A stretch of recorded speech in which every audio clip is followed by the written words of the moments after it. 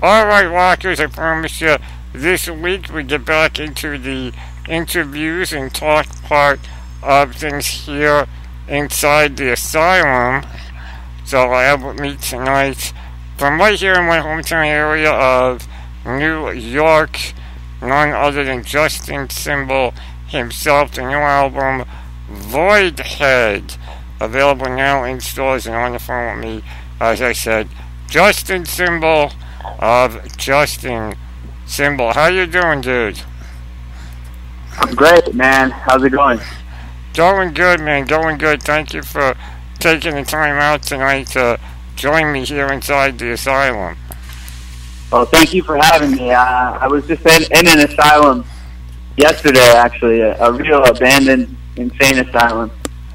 Really? I feel like I live in the asylum now, so I'm used to the asylum. So maybe I never left. You don't even have to welcome me. I was already there. Yeah, man. It's a definite, man. What were you What were you doing? Shooting a video? Yes, I was filming a scene for an upcoming music video called Purgatory, which features Daisy Berkowitz from Marilyn Manson. And we had to crawl into an underground tunnel that was filled with slime and rats. It was very disgusting and it was very dark. It was like a horror movie. But we climbed like half a mile through this tunnel, and then we got into this abandoned asylum, and we filmed for about 3 hours, and then we left. It was great. Cool, very cool, man. Sounds yeah, it's called Overbrook in New Jersey. Very cool, man. Definitely. Everyone keep an eye out for that. Purgatory, of course, on the new album from Voidhead, called Voidhead, that is. Now, Justin, before we get into details about the album, I wanted to go back a little bit for those that are outside the New York area, aren't familiar with you and your band and what you do. How did you go about creating the band, and what made you decide to go for that digital rock sound? Well, I've always been interested in combining electronic and rock music. I love the attitude and the aggression of rock, but I also love those, crazy sounds that you can get from electronic synthesizers. So I've always been interested in combining the two. As far as the roots of this band, myself and the guitarist, Baba Yaga, go back about 8 years. We've been doing music together for like 8 years. So we kind of formed the core of the band. We wrote the album mainly between the two of us. And then we recruited a new guitarist, Matt Minion, after we were done with the album. And the band has been kind of growing since we've been doing a lot of live shows around the city. Very cool. I mean, the first thing, I listened to the album, and I gotta say, the first thing that kind of grabbed me was, it reminded me a little bit of the first time we all were introduced to Orgy back in the early to mid-90s. That whole sound there, were they an influence on what you guys do as a band when you guys were getting started? Yeah, I think, Candy Ash was a great album, and I remember the first time I heard that, it really grabbed me. So, yeah, I would say that Orgy could be said to be an influence. We've also opened for Orgy in Long Island about 2 years ago now. Oh, that had to be a great show. Yeah, it was great. Orgies, they're great. Definitely. Yeah, they're very underrated band, as is the electronic rock sound. A very underrated sound many people aren't really aware of. What's been your take when talking to people? Are they kind of surprised that you're going the electric rock style, or what have been people's first reactions when seeing you guys live that maybe have never seen you guys before? I think people are very excited because we really bring both. We bring the live electronic. I think people don't expect to see live guitar, especially with the way that Baba Yaga plays the guitar. I mean, he's fantastic. So I think people are blown away that we have this. Not only do we have electronics, but they're actually live. and they're really done well. And then on top of that, we actually have a full rock band. We have live drums, we have live bass, live guitar. So we're kind of bringing the best of both worlds, and I think people are really impressed by that. Now, what made you guys decide to actually go the route of a guitar instead of going for the synthesizer route? Because a lot of people gave bands a hard time in the mid to late 80s for using the guitar. It kind of became a joke. Everyone really, they really pushed it as a joke in the movie Zoolander. And I was wondering what made you guys decide that, guitar was definitely the way to go as opposed to maybe running a guitar through an amp, simplifier, or After Effects. How do you guys make that final decision that was the route to go? I think, we don't take ourselves too seriously, and we're open to anything. And I think guitar is very exciting. I always thought guitar was cool in kind of a funny way, but it's very exciting, especially, if it's played the way that Baba plays it, it's excellent. I mean, it's just, he really shreds live, and it's, the way he plays it is he plays it almost like a lead guitar. So it's really more exciting to watch the way he's able to move around and kind of bend the instrument, and the one that he has like a sensor on it, so when he bends it back and forth, it shifts the pitch of the notes. So it's just very exciting live. It really adds a whole dimension to it, and I think it's fun. I mean, at the end of the day, what we're doing is entertainment, and we want to be entertaining. We want to give people a show that's exciting, and I don't really care if people think guitars are cheesy, man. They fucking rock. I mean, that's what it really boils down to. It's having a good time. At the end of the day, when you get done on stage, the main thing is you enjoyed yourself and you can feel the energy coming from the crowd that they enjoyed themselves as well. So, as you said, absolutely. At the end of the day, I think people are excited. They're excited to see a guitar. That's something that hasn't been seen in many years live, and especially with our music, which is very aggressive. It's kind of unexpected. Oh, absolutely. Everyone kind of, like I said, the guitar got wrapped in that 80s, pop culture genre. So now seeing it used in a rock edge, maybe will make everyone sit back and realize, maybe bands were onto something back then, because no one really knew what it was capable of. And now maybe what it took technology to catch up to what it could do. And I think in many ways the guitar represents in a nutshell what we're all about, which is that it's a combination of electronic and rock. It's an electronic instrument, but it's shaped like a guitar, and it's played with attitude like a guitar. So it's perfect for what we're doing. Absolutely, man. Totally makes sense. It totally works for what you guys do. So now you guys have got Voidhead. Now, am I correct that this is your debut album? That's right. So your debut album. Now, have you guys been putting this together and writing this from day one, or was there a point within the last year and a half or so where you guys sat down and went, okay, we're solid as a band, and we're going to sit down and we're going to write? Yeah, I mean, I was in a band. I was the singer for a band called Nursing Home at the time, and I was kind of fed up with the way things are going because it was moving too slowly. And like I said, I had known Baba for about 10 years. We'd been doing music on and off, but he wasn't in New York. He was in D.C.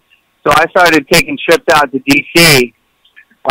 Over the summer in 2013, and I was telling him, I want to make a new album. I want to make an album under my own name, under the name Justin Symbol. I felt like I had a lot to say, and I wanted to do something that was more electronic and experimental than what I was doing at the time with Nursing Home. And so we just started banging out songs. I would go there basically every weekend, and we would just write, and we would have one or two new songs every weekend that I went there, and it was very quick. The writing for the record went very quickly. And how was it when you guys got into the studio? Because I know for some bands, their first time in the studio, it's very easy. It's a 1, 2, 3 thing. For other bands, it's a new thing. They're not really sure what the process is. It becomes a little bit longer, maybe a little bit of a harder process. How was it for you guys going into the studio as a, I mean, you knew each other for years, but as a young band, what was it like going to the studio for the first time? I think for us it was very, very easy. It was very smooth because we are a studio band. I mean, our biggest influences as far as the way we write and record are bands like Ministry and Nine Inch Nails, which were, really studio bands. We kind of wrote and recorded at the same time. Oftentimes we would sort of write songs on the fly, and half of them would be programmed, half of them would be live, and we might redo some of those live parts later to get like a really great take. But we were sort of writing them as we went. And for us, it's very much recording and writing is all part of the same process. The way that we operate is much more like an electronic band in terms of the way that we record than it is like a rock band. I got you. You basically, you guys go in. We kind of write this. We write and record at the same time. It's all sort of done at once, rather than writing a song in a rehearsal space like a rock band might do, and then bringing it to the studio and everyone's playing their individual parts. We don't write like that. We don't write like a normal rock band. Gotcha. Yeah, you go in and you wait till you guys are together to really lay it down the right way so that you guys know that you're all on the same page. You're not wondering whether someone interpreted something differently than maybe it was intended. Exactly, yeah. We lay everything out the way we want it, and then the songs did change a little bit because we started performing them live. So once we were doing them live, we decided, okay, let's make this part longer, let's make this part shorter, let's add a little solo here. So the songs morphed a little bit when we were performing them live, but initially it was very much a studio thing, and we really banged them out very quickly. Now, did you guys have a set number, or are there tracks that maybe didn't make the album? And I know it's very early to talk about a second album from you guys, but did you guys sit down and say, alright, this album is going to be this many tracks, or did you guys have, more than you needed, and it was a matter of, alright, what are the stronger tracks that we feel comfortable putting down onto an album? It was very much, when we were done, we knew that we were done. However, there were definitely some songs that we made that didn't fit the mood of this album, and so we kind of shelved them as demos. So we definitely had some demos that did not make the album. But once we were done with the 10 songs, we knew that we were done. And as far as the next record, absolutely, it's not too early to talk about it because we're already starting to write the next album. It will be called Godhead, and it will be a sequel to Voidhead, like the yin to the yang of Voidhead. So would it be, so then with the fact that you're already working on a sequel, and as you just put it, a yin to the yang, is there a story behind what Voidhead is as an album? Absolutely. Absolutely. Voidhead is a concept record about somebody who is spiritually bankrupt. They have nothing to believe in, nothing to live for. They're hitting a bottom. They're in a dark place in their life. They're not sure whether it's worth living. And they're faced with the challenge of asking themselves, is it worth going on? And in Voidhead, I talk about a lot of things that are spiritual themes, like being possessed, demonic possession. I talk about absence of faith. I also talk about celebrity worship and the idea of worshiping oneself as a celebrity or as someone who's aspiring to be famous, and how that becomes more important than your own well-being.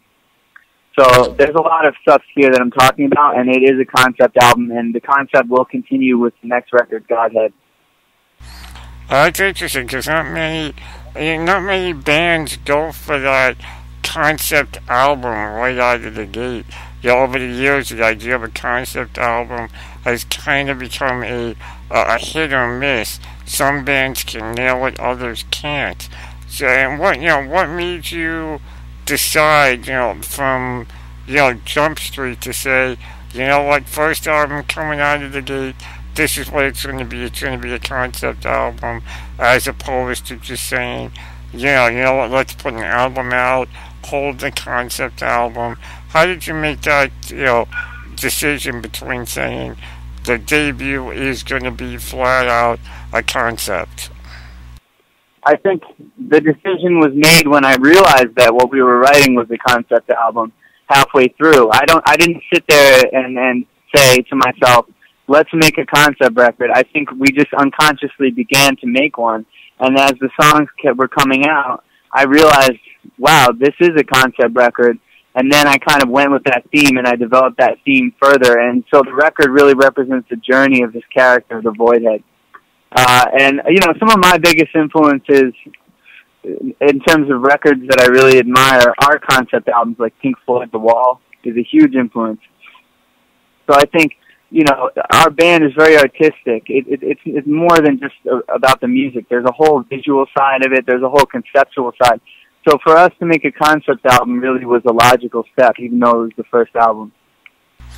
I can definitely see that from, just from speaking with you when we were seeing how the way the album was put together. For those of you tuning in late, Justin Symbol talking to me now by phone, the new album, Voidhead, available in stores wherever you buy the music.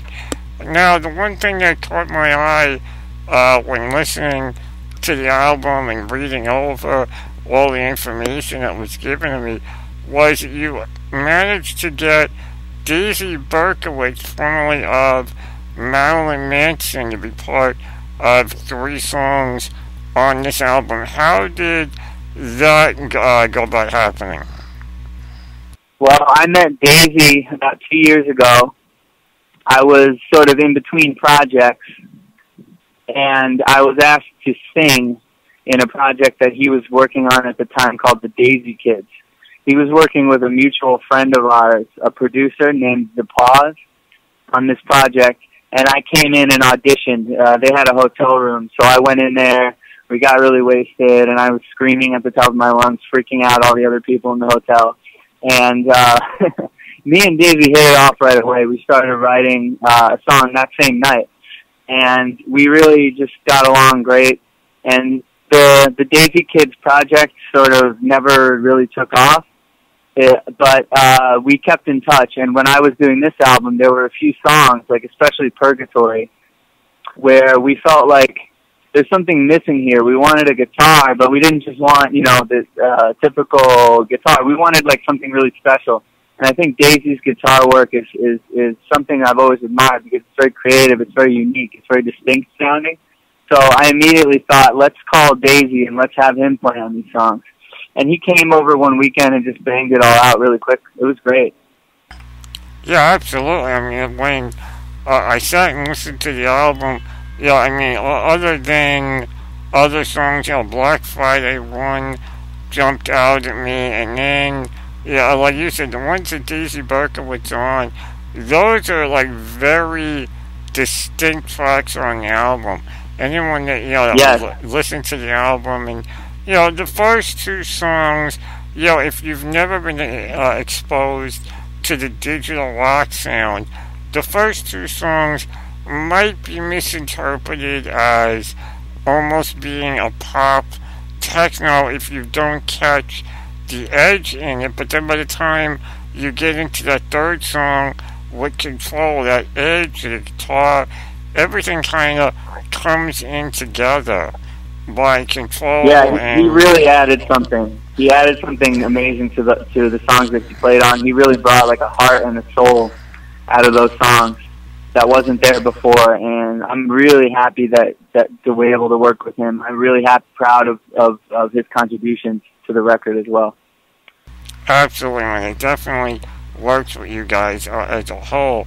And now I wanted to ask you because, as we said throughout this interview, you do a digital rock sound, and this is a sound that's kind of come and gone over the years. It's not really, other than maybe Orgy, it never really truly made its mark in the industry.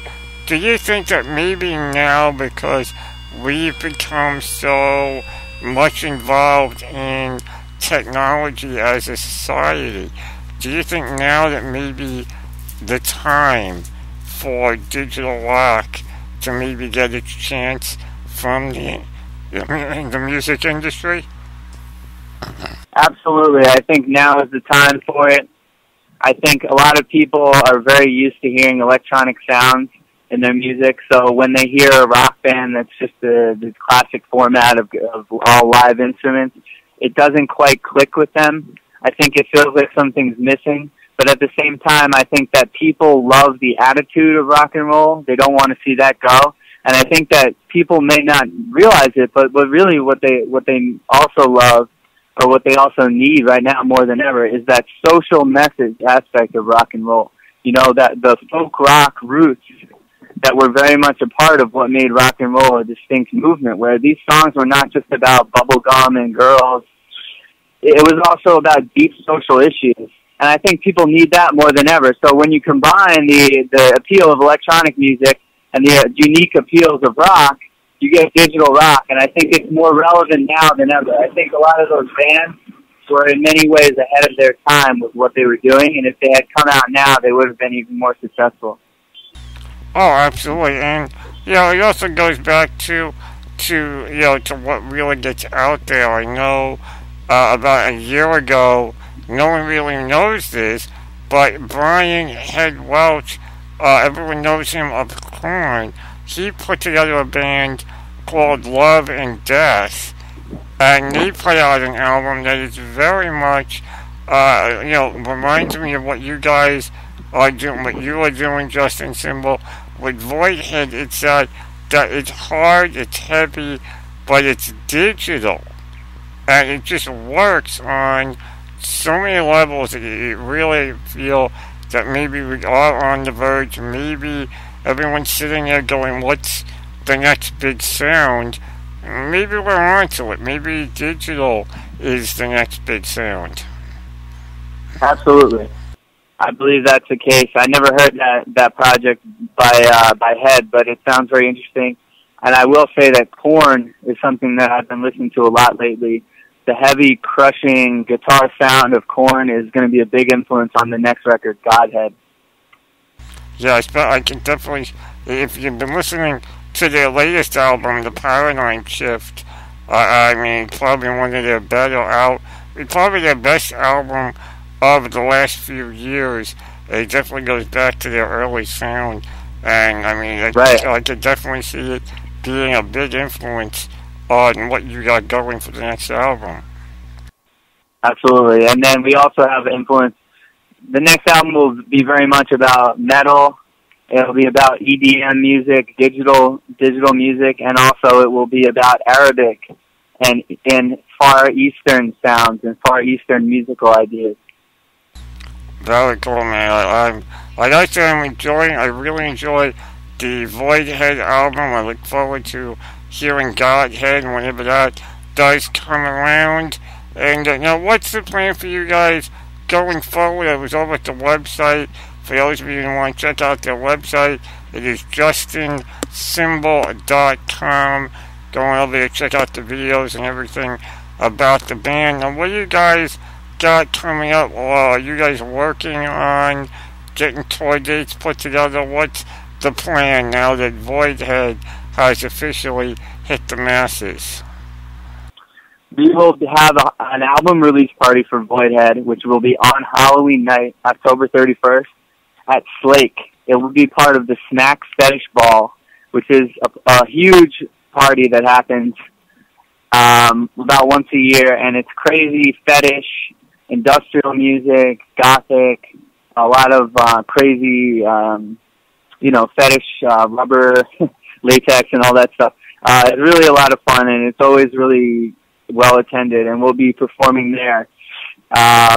For our album release, we're going to perform the entire album, plus we may perform live the first time anyone's ever going to hear a track from the next album, Godhead. We may preview one of those songs live at this party. And beyond that, we will be forming some tour dates for the record, Voidhead. We're still in talks right now about that, but we are putting that together, and we will be out on the road soon. Very cool, man. Good to hear that. And I tell you, I remember I've been to Slake. It's a great venue. I remember in the late 90s, early 2000s, when it was the Batcave on Saturday nights.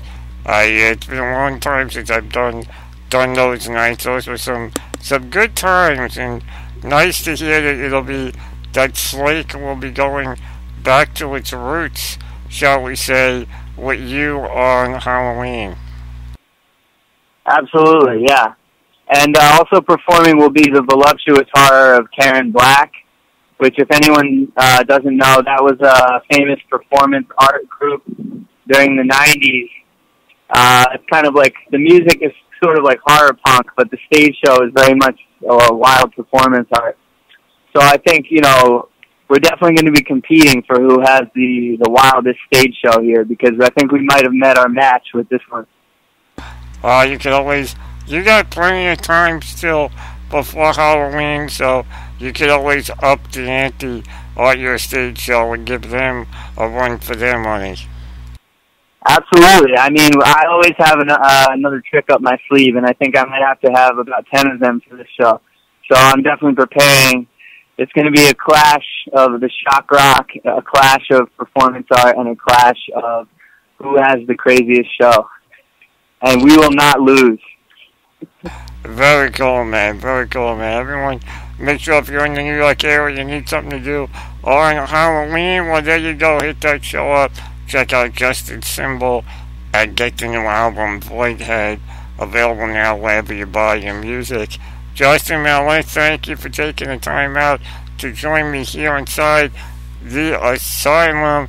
Before I let you go, what track from Voidhead should we introduce the listeners to? I think you should play Digital Penetration, the second song on Voidhead. It's a new single. There's a music video that just came out for it, and it very much goes along what I was talking about with the social aspect, where, it talks about a lot of the social issues of our times right now. All right, very cool. Right now, Digital Penetration from Justin Symbol for the new album, Voidhead. Check it out.